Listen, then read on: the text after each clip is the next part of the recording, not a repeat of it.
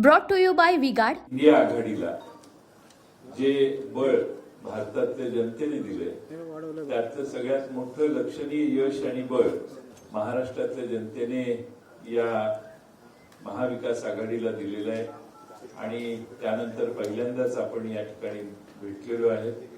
मी आमच्या सहकारी पक्ष आणि सर्व संघटना ज्यांचा मी उल्लेख केला त्या सगळ्यांचे आभार मानेनच, पण माननीय उद्धवजी ठाकरे साहेब, पवार साहेब आणि काँग्रेसचे दोन्ही नेते पृथ्वीराज बाबा आणि बाळासाहेब थोरात यांच्या वतीनं आज आपल्याला या ठिकाणी महाराष्ट्राच्या जनतेपर्यंत पोहोचण्यासाठी आपण सर्वांना या ठिकाणी बोलवलंय.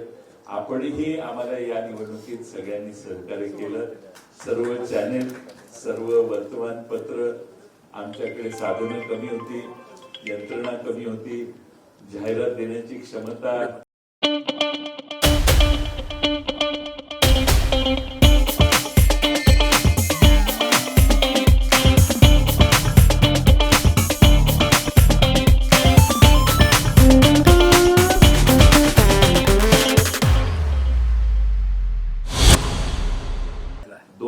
पण नव्हती समोरच्या बाजूच्या तुलनेनं.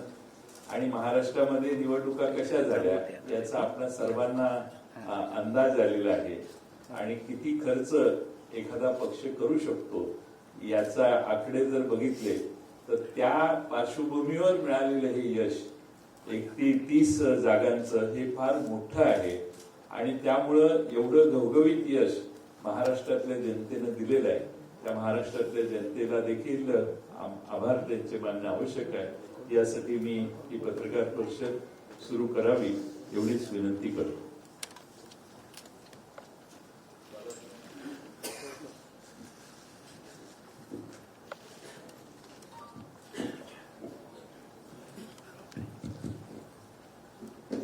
आदरणीय पवारसाहेब, उद्धवजी, जयंतराव, बाळासाहेब थोरात, संजयजी, आमचे सर्व नवनिर्वाचित खासदार आणि मीडियाचे सर्व प्रतिनिधी. देखिए, उनका काम है अफवाह से गर्मी बढ़ाना और हमारा काम है माहौल को ठंडा रखना. हमारा नेता कैसा हो जो माहौल को रखे ठंडा वैसा हो. अब की बात वी-गार्ड एयर कूलर का चमत्कार. आताच राष्ट्रवादी काँग्रेसचे अध्यक्ष जयंतराव पाटील यांनी आपल्याला सांगितल्याप्रमाणे ही पत्रकार परिषद महाराष्ट्राच्या जनतेचे आभार मानण्याकरता आम्ही आयोजित केलेली आहे.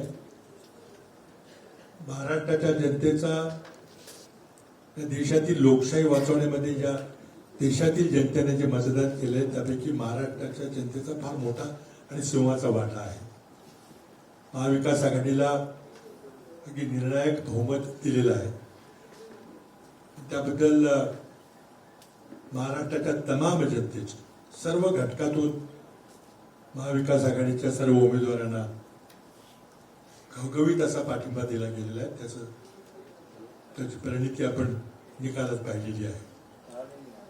या निवडणुकीमध्ये आमचे जरी 3 प्रमुख पक्ष असले ते जवळ 30-40च्या वर जनसंघटना, काही छोटे पक्ष, कम्युनिस्ट पक्ष असेल, दोन्ही मार्क्सवादी कम्युनिस्ट, CPI, CPM, शेतकरी कामगार पक्ष, आम आदमी पार्टी, अनेक जनसंघटना, समाजवादी पार्टी, सगळ्यांची नावं मगाशी जयंतरावांनी म्हटल्यावर खूप मोठी यादी आहे. त्यामध्ये काही सामाजिक कार्यकर्ते जे कुठल्याही पक्षामध्ये नव्हते त्यांची नावं देखील जयंतरावांनी घेतली. त्या सर्वांनी महाराष्ट्रामध्ये एक वातावरण निर्माण करण्यामध्ये खूप मोठा वाटा उचलला. त्यांचे सर्वांचे धन्यवाद या ठिकाणी मानणे गरजेचं आहे. महाराष्ट्र जनतेनं आज या देशातली लोकशाही, या देशातलं जनतंत्र वाचवण्यामध्ये फार मोठी भूमिका निभावलेली आहे. सिंहाचा वाटा आहे. त्या जनतेचे आभार मानण्याकरता मी प्रामुख्याने इथं आलेलो आहोत. त्याचबरोबर आपल्या सर्वांचेही धन्यवाद. आपण खूप लांबलेली निवडणूक जवळजवळ 2-1 महिन्यापर्यंत लाभलेली निवडणूक आपण सर्वांनी कव्हर केली. जनतेपर्यंत आमचे विचार पोहोचवायचा प्रयत्न केला. प्रचंड मोठ्या धनशक्तीच्या विरोधात आम्हाला लढावं लागलं. त्याचबरोबर प्रसार माध्यमांच्यावर कशा प्रकारे दडपण होतं ही आपण चांगल्या प्रकारे जाणता. आणि मग ज्या चौकशी करणाऱ्या संस्था आहेत त्या संस्थांचा ज्या प्रकारे दुरुपयोग झाला त्या सर्व गोष्टींना आम्हाला तोंड द्यावं लागलं. पण ते महाराष्ट्राच्या जनतेच्या आशीर्वादाशिवाय शक्य झालं नसतं. आज राज्यातील शेतकरी बांधवांनी देखील सरकारला एक संदेश पाठवलेला आहे. कुठल्याही समाजाला गृहीत धरता कामा नये. आज दुर्दैवानं पूर्वी कधी झालं नव्हतं इतक्या मोठ्या प्रमाणात धार्मिक ध्रुवीकरण करण्याचा प्रयत्न केला गेला आणि त्याला काही यश मिळालं नाही हे या निवडणुकीच्या निकालावरून स्पष्ट झालेलं आहे. या महाराष्ट्राच्या भूमीमध्ये छत्रपती शिवरायांच्या आचरणाहून आदर्श घेऊन आम्ही सर्व धर्म समभावाची भूमिका या ठिकाणी राबवतो. त्यामुळं धार्मिक ध्रुवीकरण कुठं पसरलं नाही, कुठलाही मुद्दा तिथे चालला नाही.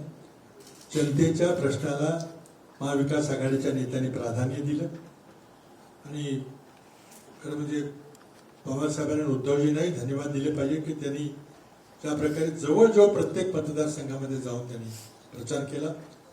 नेत्यांच्या मध्ये चांगलं समन्वय होतं, बूथ लेवलच्या कार्यकर्त्यांच्या मध्ये खूप चांगलं समन्वय होतं. त्यामुळं हा आपल्याला इथं परिणाम दिसत आहे.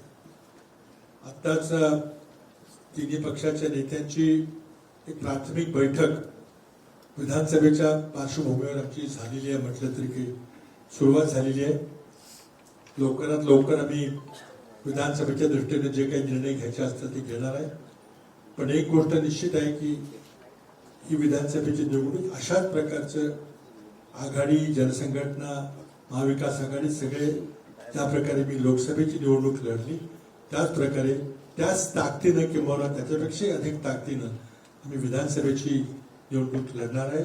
जनतेचे प्रश्न घेऊन लोकांच्या समोर पुन्हा येणार आहेत आणि मला खात्री आहे की ज्या प्रकारे लोकसभेला आपण सर्वांनी महाराष्ट्रातील जनतेने आम्हाला आशीर्वाद दिला त्याचप्रमाणे विधानसभेच्या निवडणुकीमध्ये त्याच्यापेक्षाही अधिक प्रमाणामध्ये आशीर्वाद आम्हाला मिळेल आणि महाराष्ट्रामध्ये सत्ता परिवर्तन निश्चितपणे होईल हे आश्वासन आम्ही आमच्या सर्वांच्या वतीने आपल्याला देऊ इच्छितो.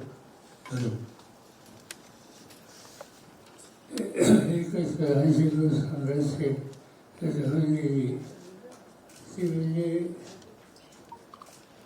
ज्या काही अन्य पक्षाच्या नेत्यांच्या सभा आहे त्याच्यामध्ये देशाचे प्रधानमंत्री यांचा अर्थात सभा झाला आणि एक रोजसो झाला. त्यांच्या या अर्थात सभा ज्या ठिकाणी झाल्या आणि रोजसो ज्या ठिकाणी झाला त्या ठिकाणी आम्हा लोकांच्या उमेदवारांना जनतेने फारच मोठ्या प्रमाणात पाठिंबा दिला आणि म्हणून विधानसभेच्या निवडणुकीच्या काळामध्ये प्रधानमंत्र्यांच्या जेवढ्या ज्या जागा मिळती होती तेवढं आमच्या स्पष्ट बहुमताच्या दृष्टीनं अनुकूल वातावरण होईल. त्यामुळं त्यांनाही धन्यवाद देणं हे माझं कर्तव्य समजतं.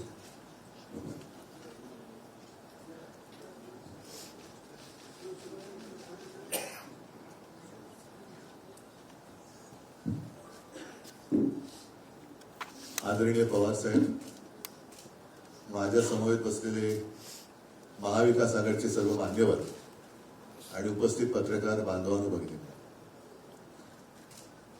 आजच्या आपल्या भेटीचा हेतू जयंतरावांनी सांगितलाय, पृथ्वीराजजींनी सांगितलेला आहे.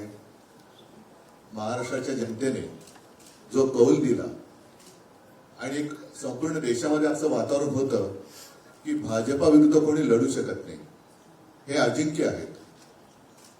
तर अजिंक्यपणा त्यांचा किती फोल आहे तो फोलपणा महाराष्ट्राच्या जनतेने ताकदीने राखून दिलेला आहे.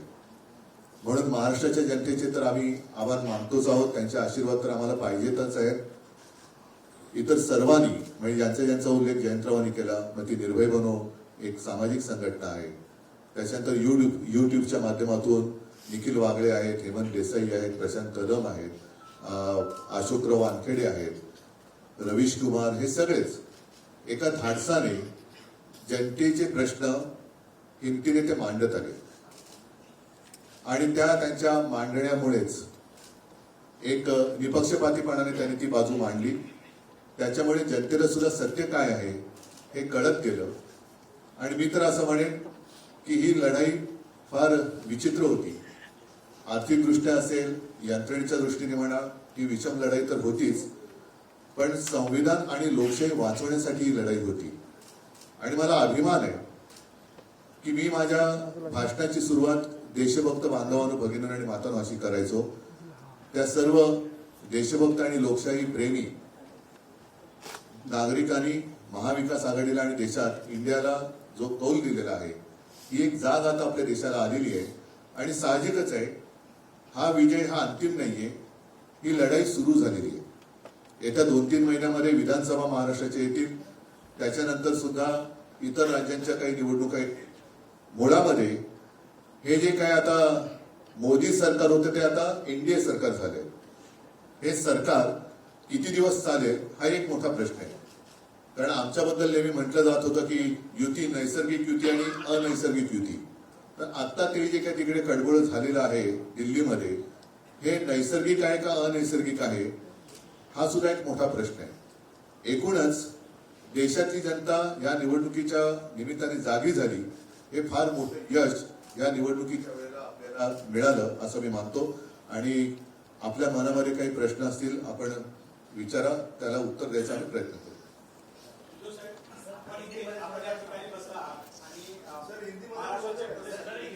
हिंदी में बाद में जयंतराव बात करेंगे.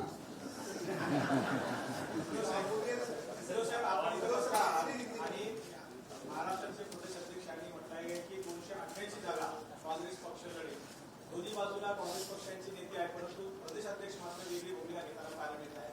तुम्ही या ठिकाणी संयुक्त पत्रकार परिषद घेताय, ती ताकद दाखवत आहे, मात्र काँग्रेसचे अध्यक्ष वेगळी भूमिका. जेव्हा 3 पक्ष एकत्र पत्रकार परिषद घेतात, याचा अर्थ असा, पृथ्वीराजजींनी सांगितलेलं आहे की आमची एक प्राथमिक बैठक, अगदी प्राथमिक बैठक आपल्या समोर येण्याआधी झालेली आहे. आणि येणारी विधानसभा सुद्धा जे लोक आमच्या सोबत आहेत, महाविकास आघाडी म्हणून आम्ही 3 पक्ष तर आहोतच, पण इतर घटक पक्ष सुद्धा आणि सामाजिक संघटना सुद्धा यांच्या सोबतीला त्यांना सोबत घेऊनच आम्ही लढणार आहोत.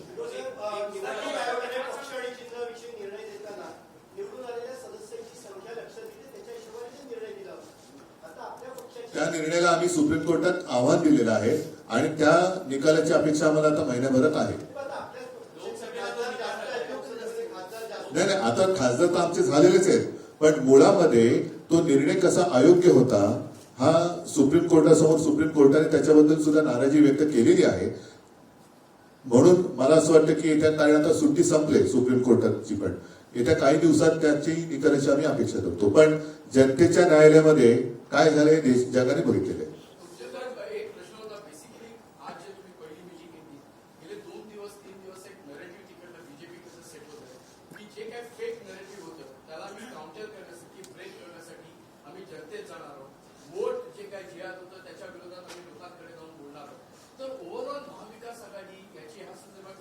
नाही, वोट जिहाद म्हणजे काय? कारण स्वतः नरेंद्र मोदीजींनी सांगितलं होतं की ते त्यांचं बालपण मुस्लिम कुटुंबियांच्या सान्निध्यात गेलेलं आहे. ईदच्या मिरवणुकीत ते ताज्या खाल्लं जायचे, त्यांच्या घरचं जेवण ते जेवायचे. आता मग त्या खाल्ल्या मिठाला ते जागलेत की नाही जागलेत?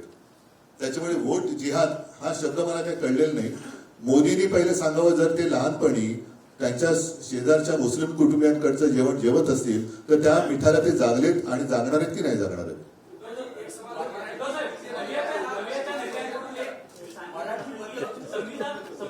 नाही, ते मी फक्त मिठाचं बोललोय. मीठ नॉनव्हेज आणि व्हेज दोन्ही जेवणात टाकतात, त्याच्यामुळे ते जेवण काय जेवले ते त्यांनी सांगावं. आणि त्याच्यानंतर त्यांनी गोवंश हत्याबंदी पुढे करणार आहेत का?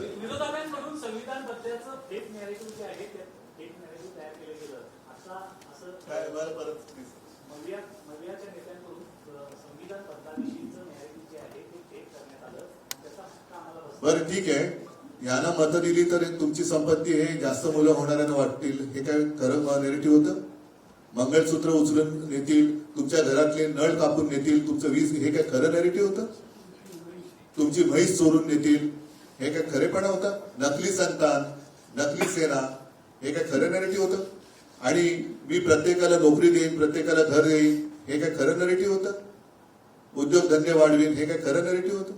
मतांची टक्केवारी जी आहे त्यांचं म्हणजे फक्त 2 ते 3 लाख मताचा डिफरन्स आहे दोघांमध्ये. एकूण जर का देशाची लोकसंख्या लक्षात घेतली तर 140 कोटी पैकी मतदानाचा अधिकार वयाप्रमाणे किती लोकांना आहे ह्याचा आकडा मिळेल, आणि त्यापैकी भारतीय जनता पक्षाला किती मतं मिळाले आणि उरलेली कित्येक कोटी लोकांनी भारतीय जनता पक्षाच्या म्हणजे मोदींच्या विरोधात मतदान केलेलं आहे, ही सुद्धा टक्केवारी सगळ्यांसमोर आली पाहिजे. मला वाटतं बाकीच्यांनी जरा विचार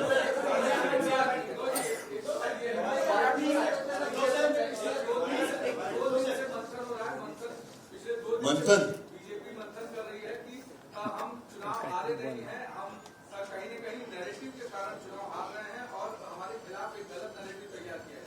मतलब क्या? कि उसका कहना है कि 400 पार का जो नारा था संविधान बदलने का, वो गलत नैरेटिव। तो फिर दिया क्यों था? और आप ही के लोगों ने कहा था कि उन्हें संविधान बदलना है। फिर जो उन्होंने नैरेटिव सेट करने की कोशिश की थी, मंगलसूत्र तुमचं चोरणार, वो क्या असलियत थी? अच्छे दिन आएंगे वो तो हम भूल गए, वो नैरेटिव का क्या हो गया? वो 15 लाख रुपए लाने वाले जो 2014 से अगर हम शुरू करें तो कितने नैरेटिव उन्होंने जो किए थे वो सारे झूठे थे। मोदी गारंटी का क्या हो गया? आपके घर से आपकी तोटी वो निकाल कर लेके जाएंगे, क्या ये संभव है? बीज कनेक्शन काट दिया जाएगा, क्या ये संभव है? तो ये झूठ नहीं था।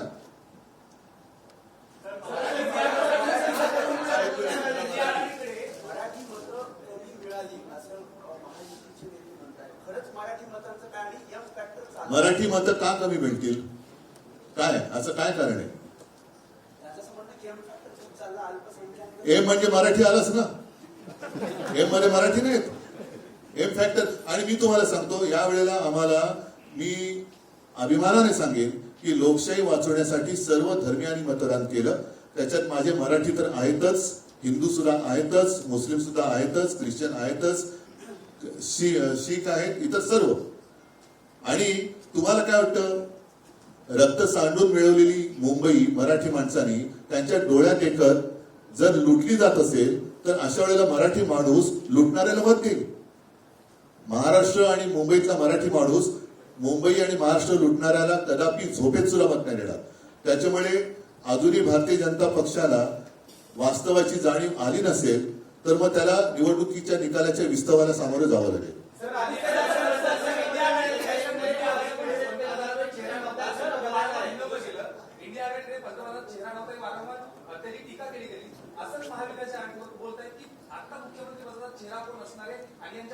त्यांच्याकडे कोण असतं पहिला ठरवा ना, त्यांच्याकडे कोण आहे? आता प्रश्न त्यांच्याकडे पण आहे. कारण मला आठवते, मी मुख्यमंत्री असताना देवेंद्र फडणवीसांनी ते काय म्हटलं होतं, ते वसली 3 गावं, 2 काय, एक वसेची ना. आता हालत त्यांची तशीच आहे, 3च्या 3 ओसाड आहेत, एक सुद्धा बसत नाहीये. अरे मला बाकी जरा बाकी सर, संविधान विरोधी आधी नॅरेटिव्ह सेट झाला होता, त्याच्यामुळे आमचा पराभव झाला असं म्हणतात. त्याच्यानंतर पुन्हा आता अजित पवारवर एक आपण सोडत आहे की अजित पवार यांच्यामुळे महाराष्ट्रामध्ये सर्वात मोठा फटका बसला आहे, असं एक लेखही लिहिण्यात आलं होतं. नेमकं भारतीय जनता पक्षाला म्हणायचं काय आहे? कारण अजित पवारावर तो फटका ठेवायचा आहे की संविधानावर? संघ परिवारांनी एवढंच सांगायचंय की महाराष्ट्राच्या जनतेने आमचा पराभव केला. त्या सर्वांची कारण अनेक आहेत, पण ते आम्ही आता बोलू इच्छित नाही.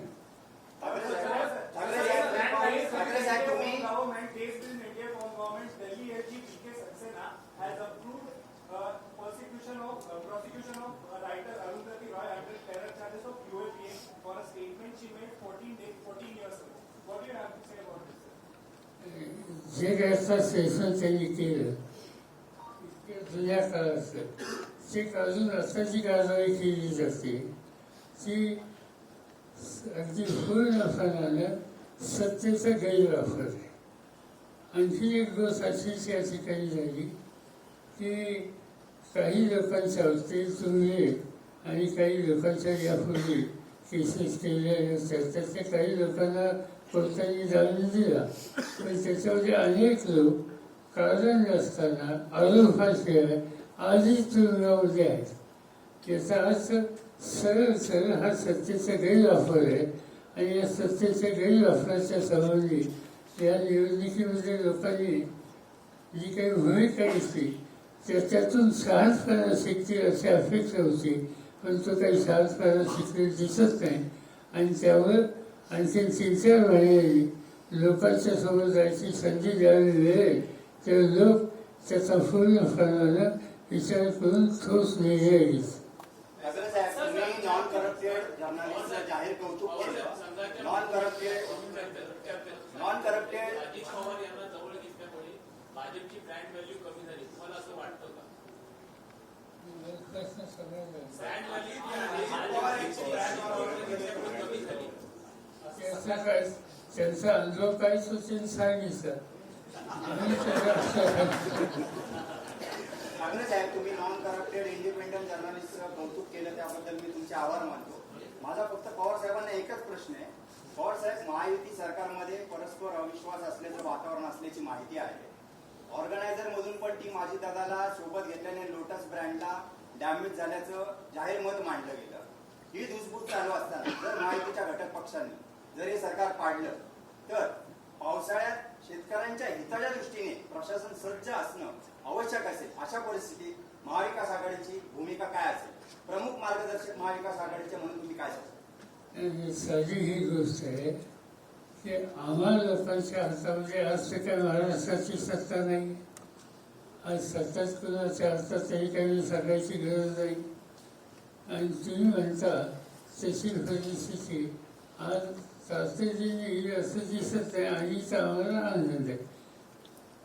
सर, मुख्यमंत्री एकनाथ शिंदे कृषि मूल्य आयोग की बैठक में भी कहते हैं कि प्याज की वजह से कृषि मूल्य आयोग की बैठक जब सयाजी गेस्ट हाउस में हुई उसमें मुख्यमंत्री एकनाथ शिंदे ने ये कहा कि प्याज की वजह से हमें नुकसान हुआ, हमें रोना पड़ा, प्याज ने हमको रुलाया.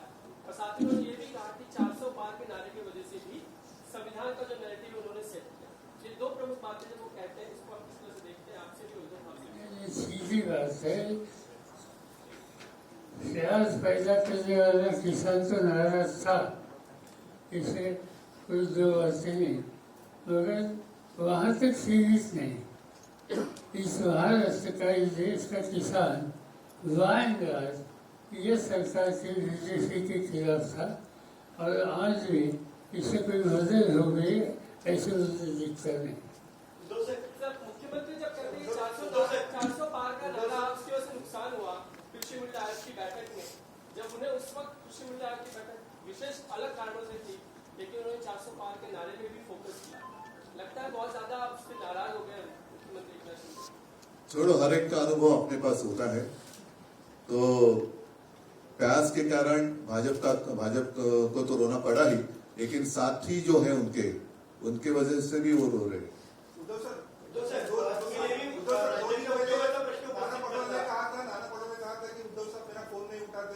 विधान परिषद की जो इलेक्शन थी उसी मुद्दे को उनका नाराजी जताई थी. झाला, विषय संपला. त्याच्यानुसार आम्ही निर्णय पण घेतला.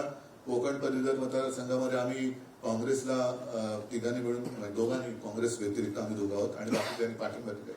आणि इतर 3 जागांमध्ये काँग्रेस राष्ट्रवादीने आम्हाला पाठिंबा. आरोप नाही, वस्तुस्थिती. केंद्रीय मंत्री यांनी काही दिवसांपूर्वी शपथ घेतली. कोण? कुमारस्वामींनी आरोप केलाय की बेंगलोरमध्ये आरोप केला की करोडो रुपयांची सवलत किंवा अनुदान गुजरातमध्ये उद्योग केंद्रात त्यांना देतात. त्यांनी सेमीकंडक्टर अमेरिकन सेमीकंडक्टर कंपनीला $2 अब्ज अनुदान मिळाल्याचा आरोप केला. इतर राज्यांमध्ये आता का त्याचे केंद्रीय मंत्रीच आरोप करतात. मग मी काय उत्तर देऊ? त्यांनी पंतप्रधानांकडे उत्तर मागायला पाहिजे, कारण त्यांना पाठिंबा दिलाय. आणि मी माझ्या प्रचाराच्या भाषणात सुद्धा सांगत होतो की आमचा गुजरातबद्दल काही राग नाही. इंडिया आघाडीचं सरकार आल्यानंतर आणि उद्या सुद्धा आल्यानंतर आम्ही गुजरातच्या हक्काचं काय असेल ते देऊ. पण याकरता मोदी आणि अमित शहा गुजरात आणि संपूर्ण देश यांच्यामध्ये एक जी भिंत उभी करतायत ती अत्यंत घातक आहे. तशी भिंत त्यांनी उभी करता कामा नये. महाराष्ट्राच्या हिताचं असेल ते महाराष्ट्राला मिळालंच पाहिजे. गुजरातचे असेल ते जरूर गुजरातला द्या. तसंच अन्य राज्यांना जे आवश्यक आहे आणि त्यांच्या हक्काचं आहे ते दिलं गेलंच पाहिजे. त्यालाच आपण केंद्र सरकार म्हणतो. खरं केंद्र सरकार ही हा शब्द चुकीचा आहे, कारण आपली संघराज्य पद्धत आहे.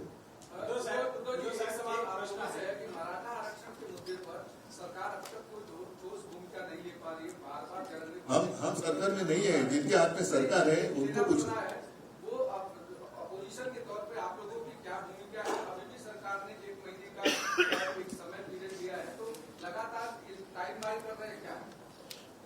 सीधी बात ये है कि ये इशू पर इससे पहले जो कोई भारत से बाहर में थे उन लोगों ने डिस्कशन किया था, कुछ कमीशन की थी जो वहाँ बच्चे थे आंसर पर, उन्हें कुछ कमीशन की, मगर इस पर अमल नहीं हुआ और इसीलिए फिर ये भूषण का मामला शुरू हो गया. जो कुछ बातें सरकार ने एक्सेप्ट की थी, कमीशन की थी, इस पर जल्दी से जल्दी अमल करना ये फर्ज आज ये गवर्नमेंट का है. ये स्थिति हाथ के बाहर जाने की नौबत न आना, इसकी आज आवश्यकता है सामाजिक.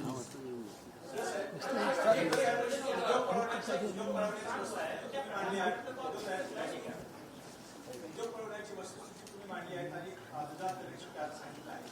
आता नवीन एक गोष्ट पाहायला निघाली की ज्या विद्यार्थ्यांनी नीटची परीक्षा दिली त्या प्रकरणामध्ये एक गुजरात परीक्षा त्या ठिकाणी पाहायला मिळत आहे. म्हणजे विद्यार्थ्यांचं भविष्यही आता गुजरात परीक्षेशी जोडलं आहे. काय वाटतं? नाही, म्हणूनच मी म्हटलं ना की हा जो त्यांचा काही अट्टाहास आहे, त्यांना 10 वर्षात समजायला पाहिजे होतं की संपूर्ण देशाने त्यांना पंतप्रधान पद दिलं होतं. आता कसं बसं त्यांचं पंतप्रधान पद वाचले. ते किती दिवस हे सरकार राहील हे काय सांगता येत नाही. आणि गुजरातमध्ये जर का हे अशी सगळी चालूगिरी करायला लागले तर त्यांचं मूळ राज्य आहे तिथेच त्यांच्या आसनाला सुरूंग लागेल. आणि एकूणच जे काय मगाशी तुम्ही नरेटिव्ह म्हणता, नरेटिव्ह एका बाजूला, पण ह्याच्यामध्ये खरेपणा नाहीये. हा सगळा फोलपणा आता देशाच्या जनतेच्या लक्षात आलेला आहे.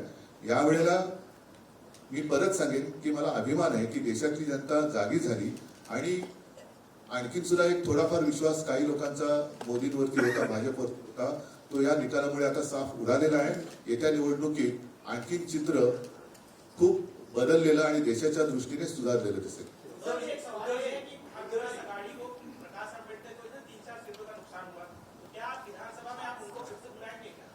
देखो, पहले ही जैसे जयंत जी ने कहा, जितने लोग हमारे साथ अभी रहे और उन्होंने संघर्ष किया, हम उनको लेकर आगे जाएंगे. और कुछ लोग अगर आना चाहते हैं, सिर्फ ये या वो ऐसे नहीं, तो खींचातानी किए बिना अगर वो आना चाहते हैं तो देखेंगे. लेकिन मैं जिसका नाम आपने लिया वो नाम लेकर मैं कुछ नहीं कहना चाहता. मैं जनरल बात कर रहा हूँ. उद्धव जी लोकसभा चुनाव में शिवसेना को 9 सीटें मिली है.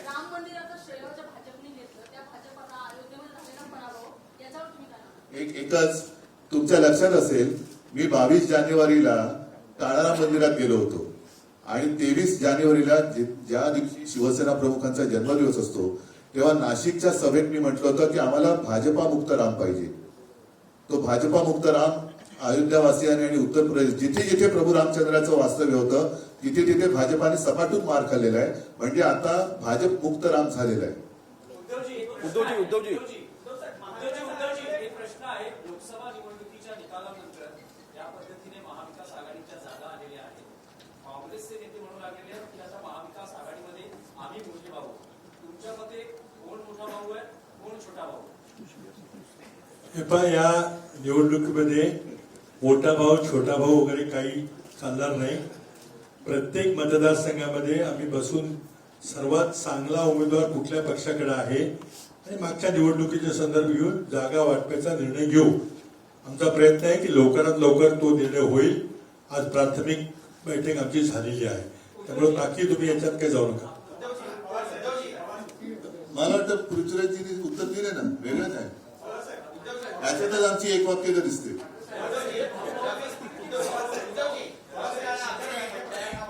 उद्धव ठाकरे जे भविष्यामध्ये रवी राणा. पवार साहेब,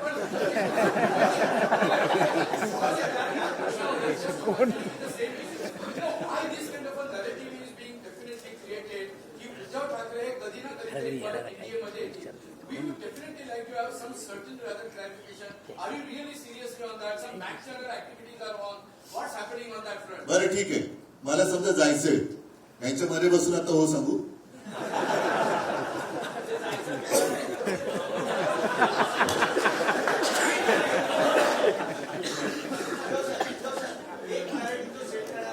आता तुम्ही नरेटिव्ह तुम्ही खरेटिव्ह वरती मतदारसंघ बदलणार आहे बँड्रातून किंवा जिथे त्यांना जास्त मुस्लिम मतं पडले त्या ठिकाणाहून इलेक्शन जातील या वाराणसीतून. पवार साहेब, शिखर बँके प्रकरणामधूनच काही उच्च सहकारी सुटून आता त्या प्रकरणामध्ये त्यांना क्लीन चिट क्लोजर रिपोर्ट पण दाखल करण्यात आला. मात्र अण्णा हजारेंनी क्लोजर रिपोर्टवर आक्षेप घेतला. याचा अर्थ असा आहे की पुन्हा अजित पवार यांची अडचणी पार होईल आणि ते तुमच्याकडे परत येतील असं वाटतं. ही वर्ष कोर्टाच्या ताब्यात आहे, संशोधित आहे आणि संशोधित भाषेच्या संबंधी ते भाष्य करणे हे काही संसाराचे लक्ष्य आहे. हजारेंना जे काही त्यांची तक्रार आहे ती तक्रार मांडण्याचा त्यांचा अधिकार आहे. त्याच्यात काय निर्णय याचं तो बघून द्यायचं सर. तुम्हाला जी लोक सोडून गेली यापूर्वी 2 गट तुमच्याबरोबर जी लोक काही सोडून गेली ते अजिबात परत घेणार नाही. तुम्ही सर्वाधिक जागा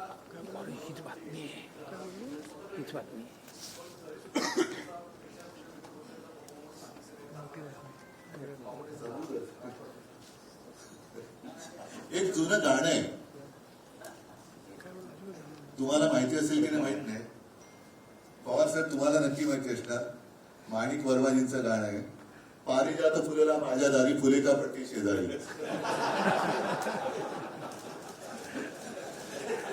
पण तरी देखील आम्ही पारिजातकाला खत पाणी घालायचं काही सोडणार नाही.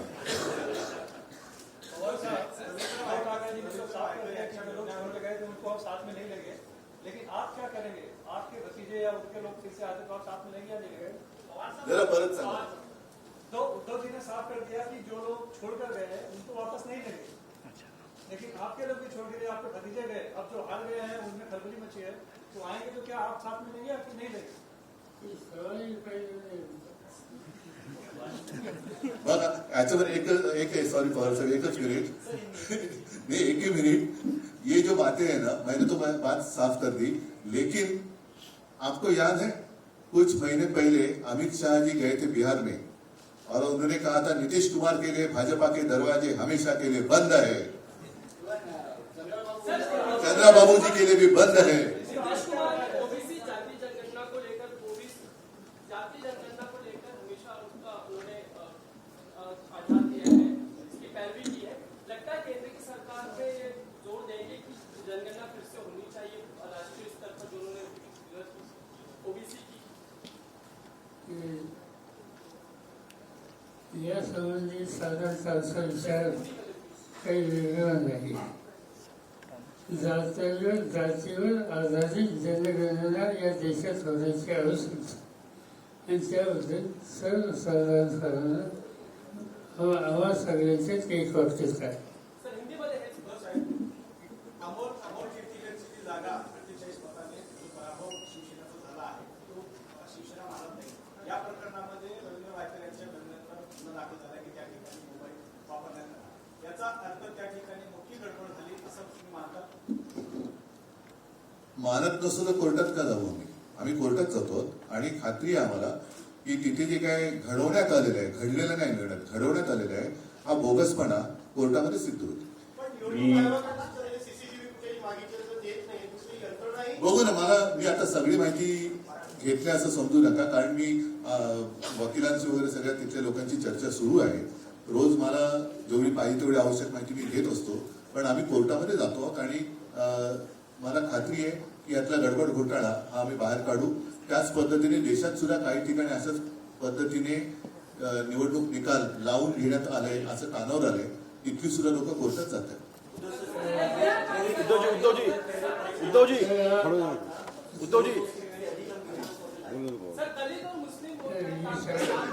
उद्धवजी थोड़ा कुछ आगे के लिए उद्धवजी संजय निर्मम का बोलना है.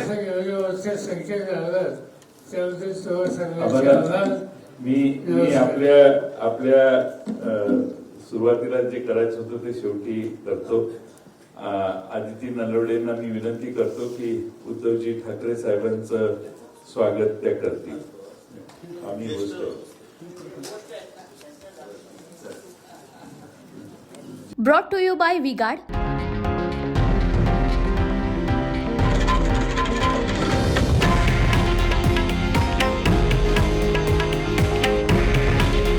हे आहे देशातील नंबर 1 न्यूज नेटवर्क आणि आपण पाहत आहात TV9 मराठी. काळजी तुमची, हित महाराष्ट्राचं.